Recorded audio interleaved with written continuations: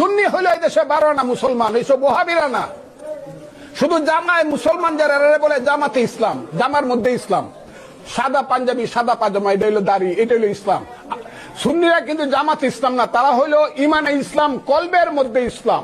শুনেন, মিডিয়ার সামনে আইসা মুখ দিয়া কইলি কলবের ভিতরে ইসলাম জাগানা। ক্যামেরার সামনে আইসা নিজের সুন্নি দাবি করলে সুন্নি জাগানা। আপনি নিজের সুন্নি দাবি করেন, অথচ দাড়ি রাহাতে সুন্নত ইদ্যা আপনার মনে নাই। মুখটারে তো ক্লিনশিপ করে বান্দরের ডগ বানাইতে রাখছেন, আরেকজনের লেবাস নিয়ে কথা বলেন। বাংলায় একটা কথা আছে না, নিজের ফুকির ছয় মন গো, মানছে রেখো ফুকি দো। আপনারই সেই দশা আর কি। নিজের লেবাসে ঠিক নাই, আরেকজনের লেবাস নিয়ে ফিরে দিয়েছেন। নিজে ক্লিনশিপ কইরা মুখটারে বান্দরের ডগ বানায়া আরেকজনের দাড়ি নিয়ে কথা বলেন।